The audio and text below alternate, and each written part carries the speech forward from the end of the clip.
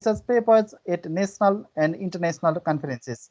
He has written many academic journal articles in the field of English language teaching.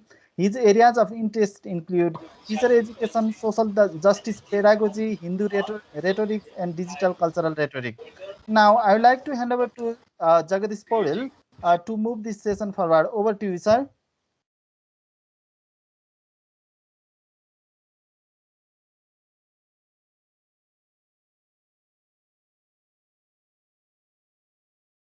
Jagadish sir, you are on mute, sir. Jagadish sir.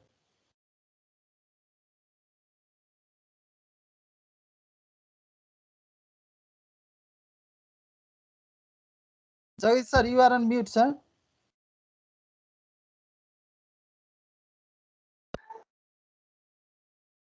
Jagadish sir, could you please unmute yourself first?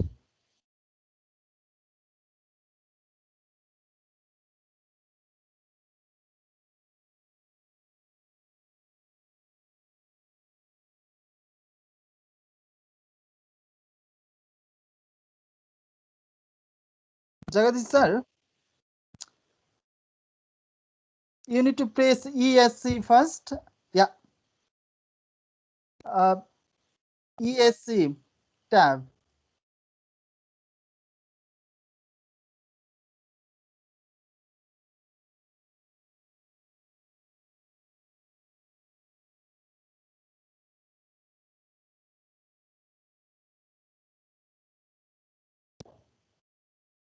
Okay. Yeah, great. Now audible. Uh, Okay. you Okay. you can go Okay. to, yeah, great. Yeah. Okay, Bhagirath sir, thank you so much introducing for me. So I would like to thank for the British Council and NELTA giving me this wonderful opportunity. And also I would like to welcome you all in my presentation. I'm glad we are together for learnings.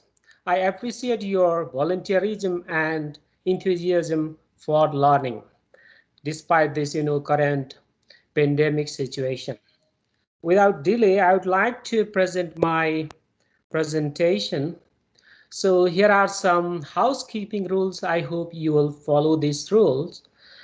Yeah, you should keep yourself on mute first. Then if you have mobile phones, then you have to switch off your video, mobile phone, video, audio, anything you have, and use the chat box in case you have any questions for the presenters, for me, with me.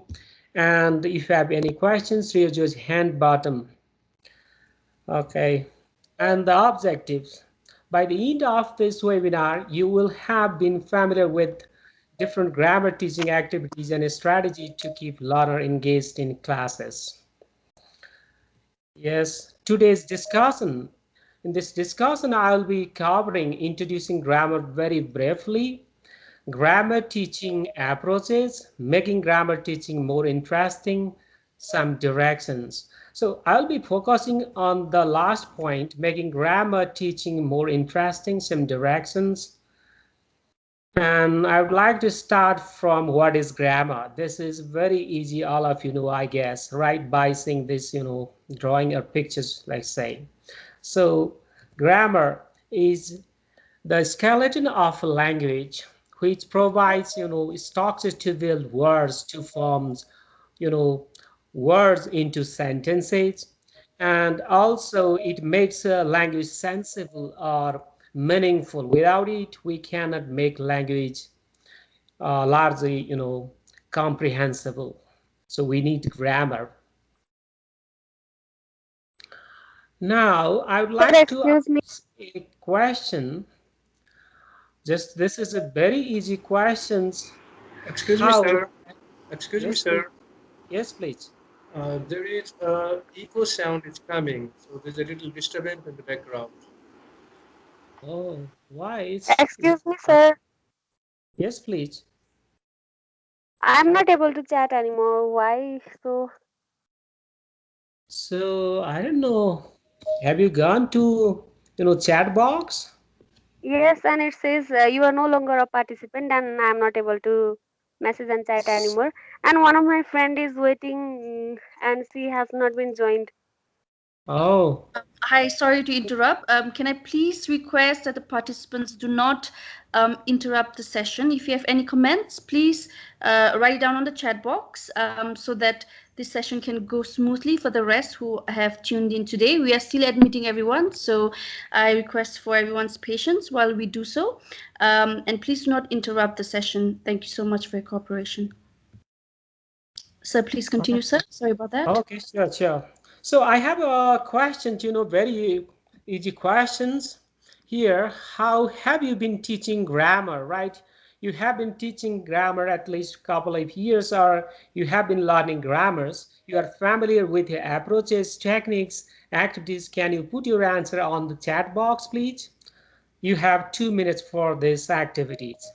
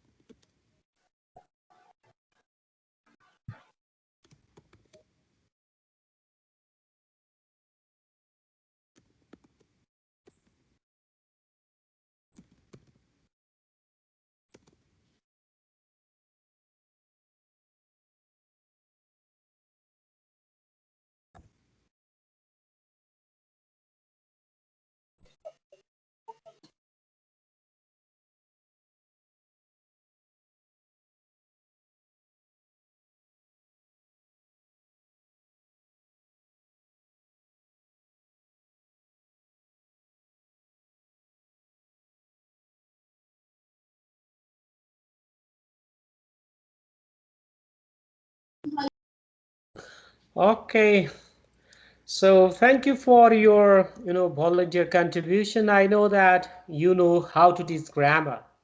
You have put, inductive, deductive approach, teaching grammar through stories, teaching grammar through examples, right? You have presented, you have answered lots of, things. I'm really glad. You are great at teaching grammar. Thank you. Let me go ahead, there are so many ways we can teach grammar. There is no fixed rules and approaches for teaching grammar. We can apply different approaches, different activities, techniques. There is no golden rules or there is no golden approach for teaching grammar. We can apply, right, situationally. So deductive approach, this is the one which starts with rule and followed by the examples. And inductive approach starts with examples and we derive rules from examples. And textual approach, so it is grammar through text or content.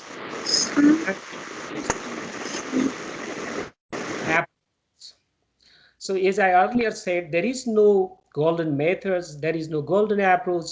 I suggest you to use these all approaches situationally whenever you need, whenever you think the anyone approach feeds for your teaching grammar, then use or embrace anyone. And learning grammars, we can learn grammar multiple ways: by listening, and also by composing and speaking, then reading. While reading, we can notice, right, grammar, how a particular item has been used in a particular situation. So by reading also we learn grammar. By composing, writing, revising, this way also we can learn grammar. So multiple ways. There is no fixed way to learn grammar. Multiple ways we can learn grammar. And making grammar teaching more interesting, some directions now I would like to discuss. Right, presenting memorable or funny examples. So it's not always possible to create memorable and funny example, but we can at least try, right? For example, here, what type of car does your father drive? For example, if you are practicing them, for the use of does, you can do this, right? What type of car does your father drive? That's a strength, the car that opens with a key, right? This can be interesting for your students. This can be, funny examples. Similarly, we can present these type of examples. I used to walk around naked when I was a child. For used to. When I was a student at school, I used to look down towards the floor when speaking with girls or with boys, right? And using the toilet in public You are joined places and is a simple act. attending. You are joined a meeting that are being recorded. Uh, I love that. Please don't make noise. And what and Excuse me, sir. The presentation is not visible, sir. Presentation PPT slide is not visible, sir. Could you please share it? I'm sharing. I don't know what happens. I'm sharing it. So it is. No, it's visible. No, no, it's visible. It's visible. Yeah, it's People, your sir, go problem. ahead. I think it's Slides your are visible. problems. Once again, please could I request you to refer to our house rules, our housekeeping rules. Please do not interrupt. The slides are showing. It could be the internet connection on your side. Please do check. Thank you. Okay, thank you, Ravi. What ant do use? This means, do you use when you are ill? I use antibiotic, right? This can be funny. What type of umbrella do you use, right? That's a strength, the umbrella that blocks sun and water. This can be interesting. And Rita, for another conversation, Rita, it was my husband's birthday yesterday, and he said, take me somewhere I have never been before. Yes, and Susie, another friend, say, where did you take him? To the kitchen or in the kitchen, whatever you like. This way, right, you can present. It can be interesting. And do not, but in the name of making some funny examples, right, do not use disrespectful examples like this. For example, right, a young man was standing on a bus, he was chewing, and an old man was also standing on the opposite side. After 5 minutes, the old man shouted at him, why are you speaking with me? Don't you know I'm deaf? Please don't use such example in the name of making, funny examples like this. Another, these two like this, right? Do not use such examples. Engaging in work is another way, right? Great way to make your grammar teaching activity, interesting. Ask to a student, find some adjective in the text. You can assign text to read your students and ask them to find some, words.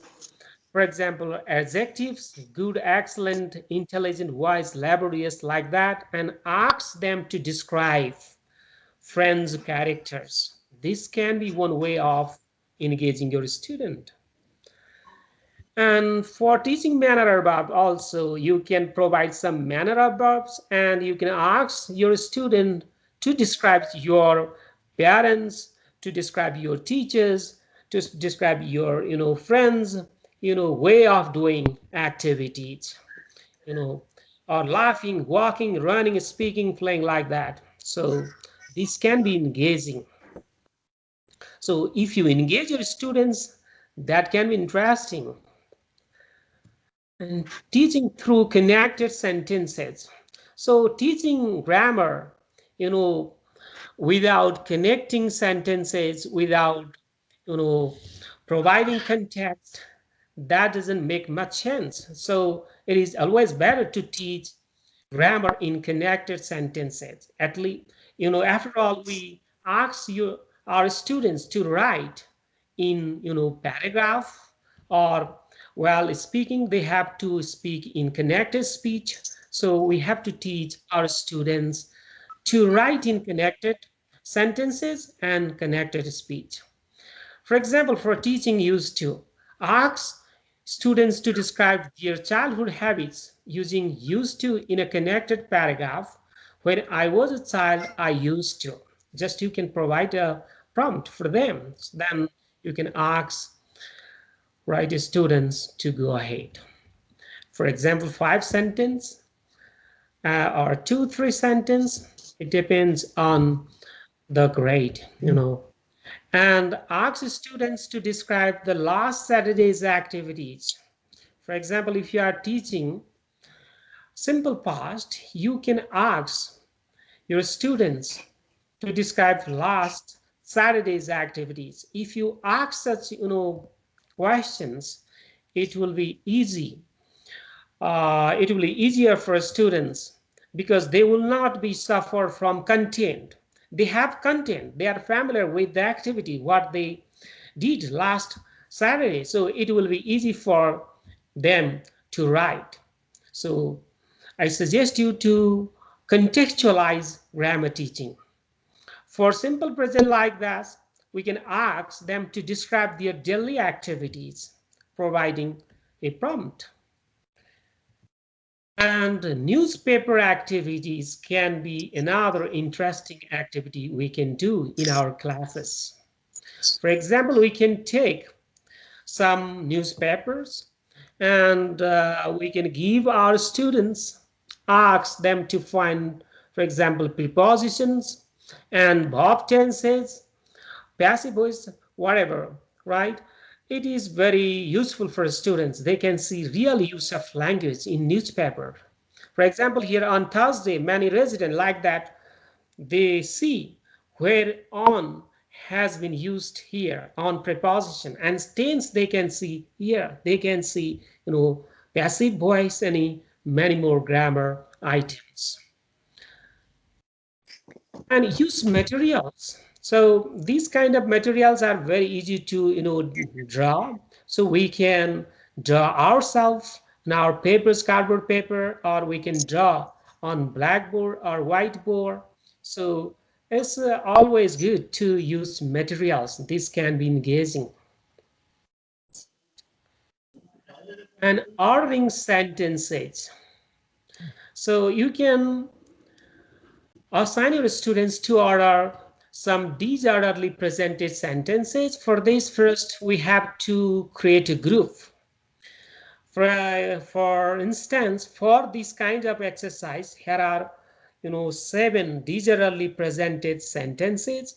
Make a group of 7 students and ask them, how many students, I don't know, if you have 21, it would be better, right? Or 27, or I don't know. So for them, you can ask them to, work in group. And when they completed their work, ask them to stand and read out the way sentences are arranged in correct order, right? And this can be another engaging activity, interesting activity for our students, your student. Teaching tenses. Present continuous, for example, if you are teaching present continuous, you can take a video and you can play and ask them what's going on the video. Using present continuous tense, right, they can express or they can write what's going on the video.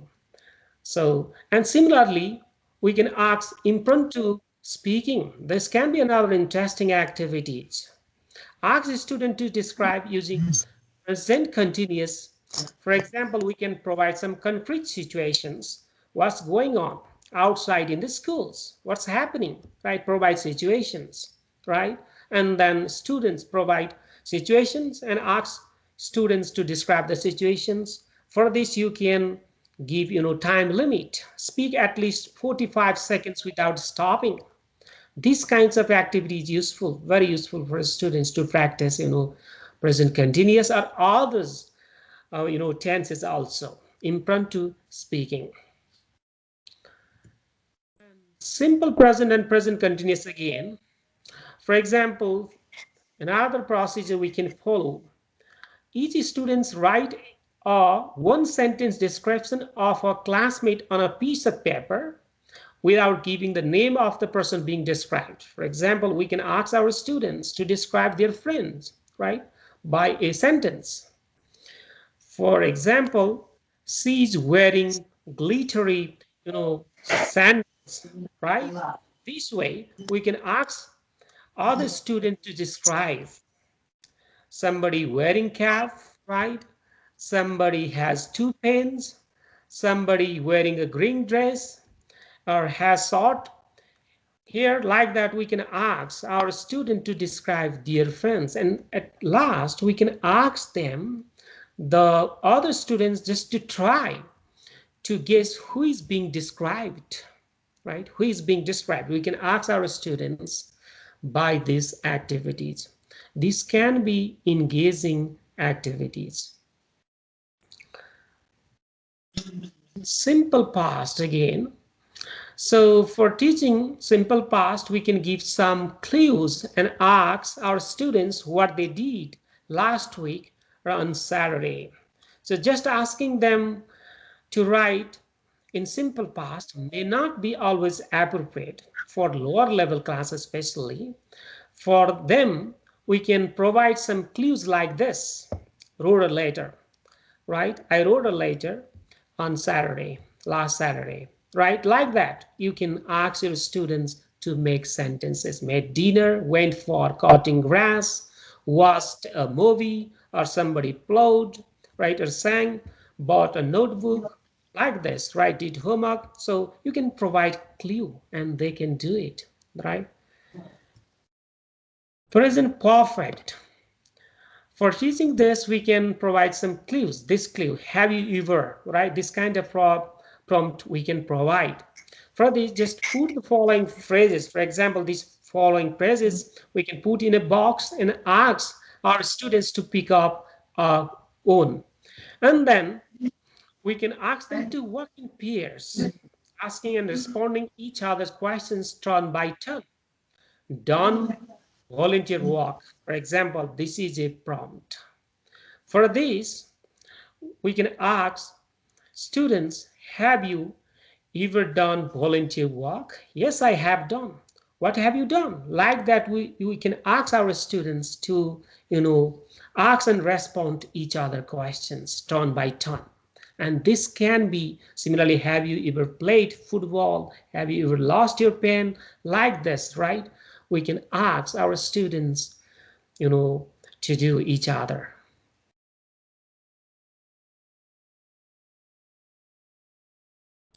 Recognizing parts of his speech can be, engaging activities. For example, put cards with different words. They can be nouns, verbs, adverbs, like that. And we can ask students to pick up a word from the box. And after that, we can ask them to do the activities. For example, if somebody picks up a noun from box, we can ask our students to toss his or her nose. That can be interesting, right? And if someone picks a verb, ask him or her to draw a V on the whiteboard or blackboard, right? In engaging activities, at least we are moving them, engaging them. Like that, we can devise different activities for recognizing other parts of speech. Parts of speech focus activities and noun focus activities, for example, right? Profession, especially profession related, we can provide. What teacher, when I grow up or finish school, I want to be an artist. This kind of model sentence can be provided. After this, we can ask our students to practice such, noun focus activities themselves. For this, we should provide some, nouns. For example, a baker, a football player, a driver, a teacher, a pilot, an engineer, a doctor, manager, so many, police, army, like that, right? So they can practice noun focus activities themselves. Adjective focus, like that. Teacher, my mother is very artistic. This can be model sentence. After this, we can ask our students to practice similar type of sentences by providing some adjective. For example, beautiful, dreamy, helpful, kind, intelligent, ambitious. So students can form sentences themselves. Verb focus. Students did classwork happily, right? Or homework happily. And after this, again, you can ask your students to practice, adverb focus activities by providing some adverbs. First, interestingly, continuously, curiously, eagerly, angrily, badly, like this, right? And function focus activities. Function, language function, permissions, right? For example, or asking questions. And teacher, may I answer that questions? Like that, we can ask our students to practice all these types of, functions by providing some clues. So use a pen, go out, call in the evening, and others, so many, clues we can provide. And they can practice, the language function activities themselves.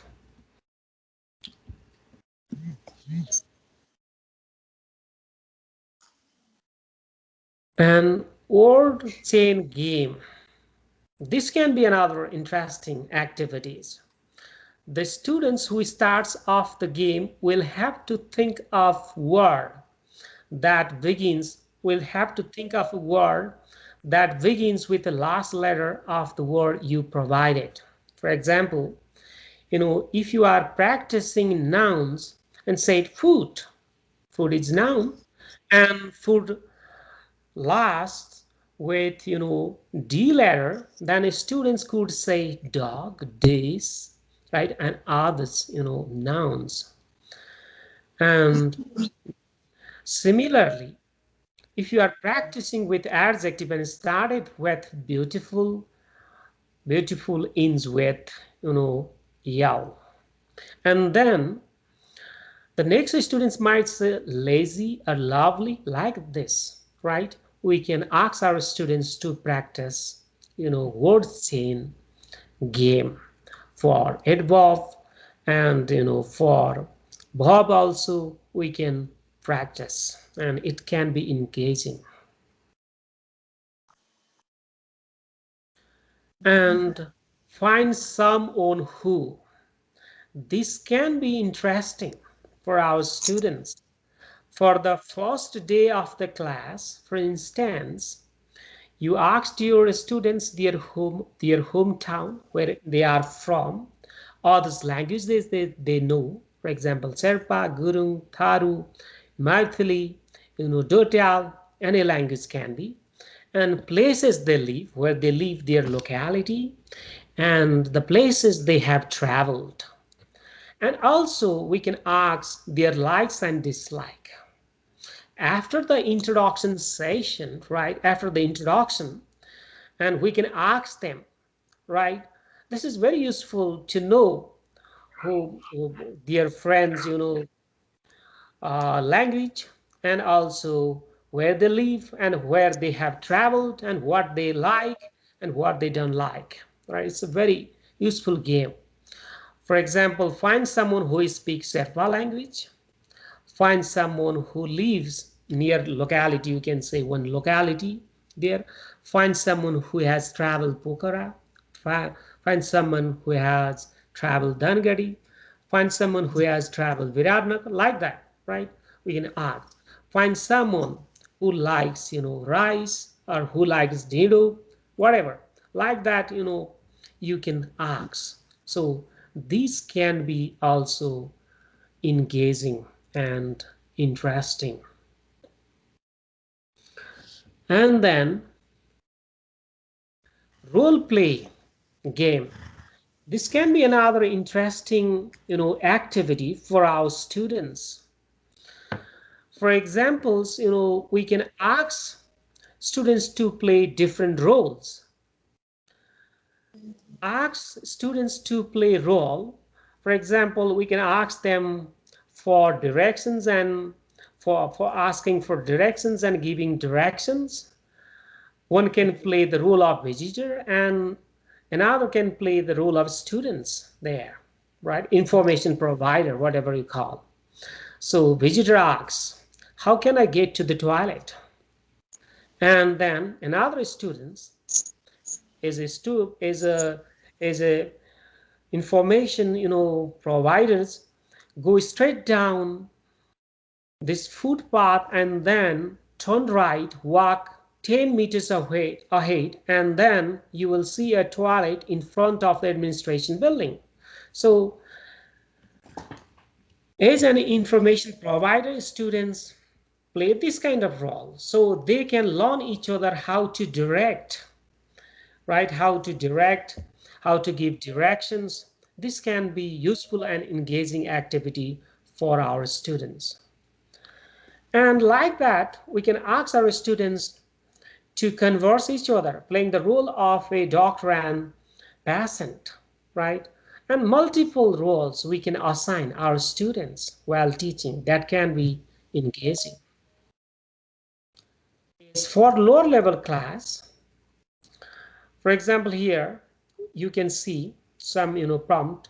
Hello Maya, how are you? Fine, thanks. What about you? So we can ask our students to practice each other, ask them rather than just reading this kind of stuff. Ask students to practice. When they practice, they learn the language to use. So especially for lower level students, for primary level students, they need a lot of practice, right? Repetitions practice. So we can ask our students to practice this kind of, things. For this, we have to manage, right? We have to make groups or peer, especially peer for this kind of stuff. And then what we shouldn't do in grammar teaching. We should consider some things, right?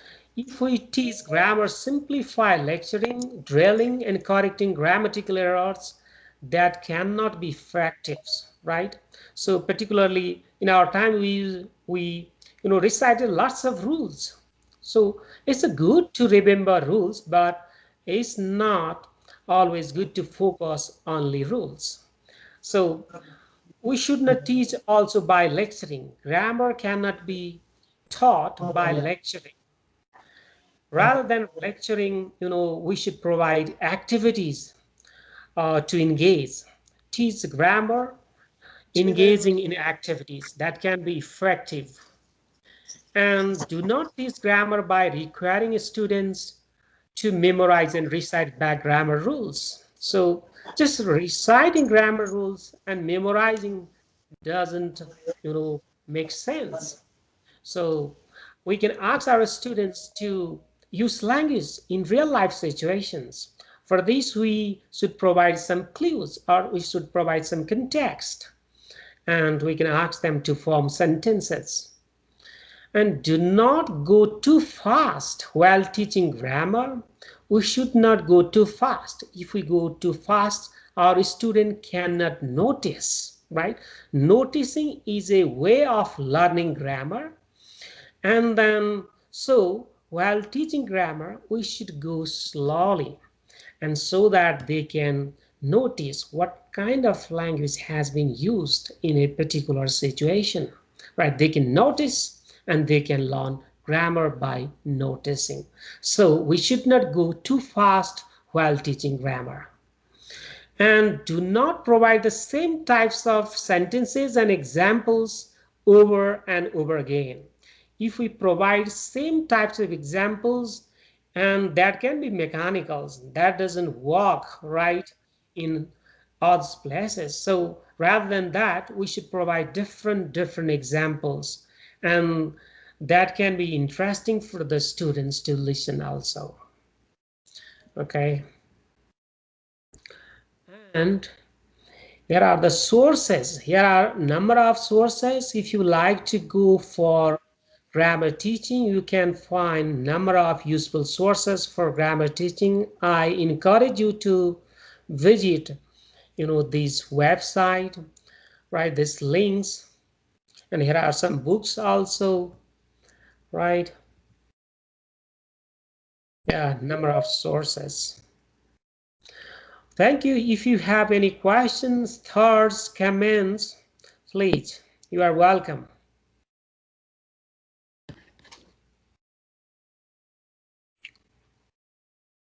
Thank you, Jagadish sir. I have got couple of questions. Let me ask you the first question. Could you please share some tips for teaching grammar online? Text. Could you please share some tips for teaching grammar online? Oh, online. That's interesting questions. Yeah, during this pandemic, you need, this kind of, techniques or activities. So just what you can do is that we can explore some, links, grammar exercise links, right? There are some grammar exercise activities, online activities you can explore. So if you go through these links, here are some grammar, teaching activities or grammar practicing activities, and you can devise activities for practicing grammar, and you can send to your students, and they can, answer the questions or activities. They can do activities themselves, and they can send you back. And also, you can form group. For example, Zoom. If you are using Zoom, you can form group. In group, you can form peers. In peers, you can assign activities or assign tasks, and they can do the activities themselves in a group, and they can present, right? So it's not difficult, just it's the technological things you need to know. If you are able to form the groups, it's like the, normal class, face-to-face class. That can be useful. Just you need to know the technology, how to form group using Zoom, platform, and then do is in your face-to-face class teaching. Yeah, thank you for the Uh, questions. Thank you, sir. I have another question from Novia. Uh, what do you suggest to teach grammar while at the same time making reading as a habit for students with low English vocabulary mastery? Yes, low increase. What I could not get. Uh, Could you repeat the so, questions, please? yeah, let me repeat the question once again. What do you suggest to teach grammar while at the same time making reading it's a habit for students with a low English vocabulary mastery. Oh, low Hmm? vocabulary. Uh, Mastery. I mean, Mas- yeah, mastery. Yeah. So low vocabulary. Yes. Reading, as I said earlier, while reading, we can ask our students to notice. Noticing is a way of learning grammar. So, what type of language, what type of word, what type of, tense has been used there? Or preposition, we can ask our students to notice, right, as well as while readings, right? So they can do the double walks, right? And it is very useful. I do the same, right? Particularly I learn grammar by noticing. So ask your student to notice. This can be useful activities. Yes, thank you. Thank you, sir. Thank you, sir. But let me read the next question. It is from Hello, Sridhar. sir. I'm Uh, Chandrasekhar, speaking to my, you from WAVE SDR University. My question to the expert is how to make grammar group learning. This is the problem that we are facing it right now. uh, Can you please suggest some ways to engage the students in interaction, that is a peer learning as well as team learning and team teaching? Thank you, sir, for your question. But I would like to request you all to write your question in the chat box. Thank you Hello. for this time. Jagadish, sir, you can answer. Oh, I didn't get well the questions. Could you repeat the question?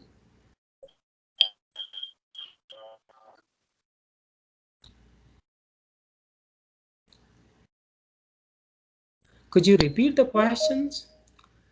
I'm sorry, I didn't get the question well. Jagadish, sir, I think he is writing in the chat box. Let me read another question. It Okay. is from Shekhar Podel, sir. His question is how to link grammar to teaching language skills. Oh, yeah. So language is used in context. So we should teach our students to write, providing context. For example, this is the pandemic situations. Regarding pandemic situation, what's going in the country, right? We can ask our students to write for this, for writing activities, and for speaking activities, for speaking skills, and we can provide the situation again and what's going on in the country. We can ask our students to speak about the current situation. Similarly, we can record something of the present situations and we can ask them to listen, right? We can teach, listening activities. And similarly, we can provide some readings from the current situations, about the current situations, and we can ask them to read. And they learn language contextually, language skills contextually, reading, writing, speakings, right? Context. Context is important things we should consider. And also, right, it depends on the textbook provides some context also. If you go through the textbook, you can see some prompt. You can ask your students to follow the prompt, but you should facilitate while asking them to do the activities.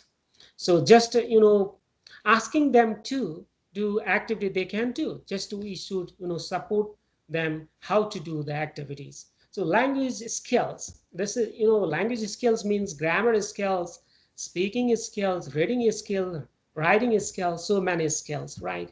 You can teach contextually. So what we should do is that we should always contextualize, we should try to contextualize learning so that they feel comfortable. If they are familiar with the context, if they are familiar with the content and they feel comfortable. If you are talking about distance past world, then they feel uncomfortable. So I suggest you to contextualize your teaching for teaching grammar. Okay, thank you. Thank you, sir. Let me read the next question. Could you please provide us a list of activities for teaching grammar through virtual class? You have already touched upon it. It would be better if you could give some example for teaching grammar through virtual class. Yeah, the same questions, right? Thank you asking again the questions, because this is the time of virtual class. That's good questions. I appreciate your questions. Again, I would like to repeat the same things, right? Virtually, just what you can do is that you should able to make groups, and if you are able to make groups, you can assign different tasks to different groups, right? And when you are forming groups, give one activity to one group of students. For example, describing the current situation of your locality, lockdown situations, provide prompt. With prompt you can text in your, like this chat box in Zoom, you can text, you can provide questions or activities there for teaching present continuous, for example, right? And they can work themselves and they will back, right? Okay, this is going on in our locality. In this situation, pandemic or lockdown situation, they can come up with their answers. So all group can come up with their one answer. So just what you need to do is that put your questions or tags on chat box, right? By forming the group, first you have to be able to form groups if you are assigning group activity or peer activities or individual activity. If there are only 5 students, you can provide individual activities sometimes, right? And just what you can do is that put your questions or tasks on chat box, and they can do themselves. For example, describing the current situations, right? What's going on, right, in their locality during lockdown period or during these pandemic situations, and they can come up with their answer. This way we can go. So multiple way we can practice, right? Just we have to think about it. Thank you. Thank you, sir. Let me read the next question. It is from Sridhar, sir. My students do not have access online class. In this situation, how can I develop materials for them for grammar learning? Oh, this is another, contextual questions. Thank you asking for these contextual questions. I don't know how do you meet your students, right, at this time. First, well, if you are meeting your student, just you can devise some activities for a week, right? For a week, again you can contextualize your grammar practicing activities. Do not ask them distance past world things, what's going on current situations, right? You can ask them, for example, past tense, what happened in the last month, right? You can assign some activities for describing what happened in the last month using simple past. Describe the things or activity or events happened in the last months, and also what's going on in the present situation. Describe. You can, for example, I'm just providing an example. So many activities you can assign for, and simple present. You can also give the same type of activities for a week, for 15 days, for a month. For a month you can devise activities, and you can provide such contextual activities. You can ask them to practice as contextual tasks so that they feel better, they feel comfortable to work. So just provides some prompt while asking them to do the activity. If you don't provide prompt, they feel comfortable, they don't have time, they cannot contact to you because they don't have virtual online access. So provide prompt if you don't provide prompt, they feel uncomfortable. They may not start the activities. So if you start with prompt, if you provide prompt, they feel comfortable and they can walk at least. So provide list of activities for a week, for 15 days, for a month, right? Yeah, thank you. Thank you, sir. The next question is around the relationship between phonetics and then grammar. It is from Lakpa, sir. Could you please tell Yeah. us about the importance of phonetics in the course of teaching grammar? Yeah, this is another interesting questions. Yeah, thank you, Lakwa sir, for asking questions. I guess it's from, uh, their schools, TU inside TU. Yeah, so phonetics, we can link some activities, dual activities, while practicing grammar. We can ask our student to notice, or we can just, for example, if we are teaching simple past, for example, simple past, and there are three types of pronunciation of simple past, or B2, we can say. For instance, want, past, wanted, right? While asking them to make, simple past, we can ask our students to practice the pronunciation, how to pronounce, that B2, wanted. If something ends with ed after to sound, what should be pronunciation? Wanted, landed, right? Sibilant sounds. After that, we can ask our students to pronounce like this. At the same time, they are practicing, grammar, simple past. So they will be learning two things at the same time. One, simple past, another, how to pronounce, verb, B2. B2, not always B2, but sometimes. Wanted, landed, walked, talked, right? So they learn two things while practicing grammars, pronunciation and grammar. Thank you asking for this new type of questions, Lagwa sir. Uh, Yeah. thank you so much, sir. Let me ask you another question. It is from Tilman, sir. In government schools, we usually use the grammar translation method. So we need to translate everything. So teaching grammar is a boring job in public schools. So in this situation, what types of methods would you suggest me in terms of teaching grammar? Okay, thank you asking for these questions again, right? Grammar translation method was very popular in 1940s. So some of the people criticize about grammar translation methods, but I don't criticize. Use contextually, but I don't suggest you to use grammar translation methods for teaching grammar always, right? Just use it contextually. So it's not always good to translate from word to word, sentence to sentence, but sometimes grammar translation methods helps our students understand grammar. And I suggest you to use eclectic method or mixed methods, for teaching grammar. For example, sometimes you can use deductive, inductive approach, textual approach, or whatever. Sometimes, drill, audiolingual approach, communicative, right? Sometimes drilling is important. So we can ask our students to repeat the same, to practice, to internalize something. We should ask our students to drill. So sometimes communicative, interactive, right? Create the situations, right?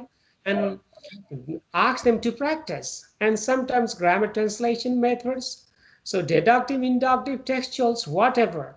So I cannot say use only these methods, right? No method is golden method, right? As I always said. So use the method contextually. What type of language items are you going to teach? Where you are? What is the level of your student, right? So you need to consider all these things. And I think if you go through the textbook, there are some suggestions, right, for teaching grammar, right? Just you can follow them, right?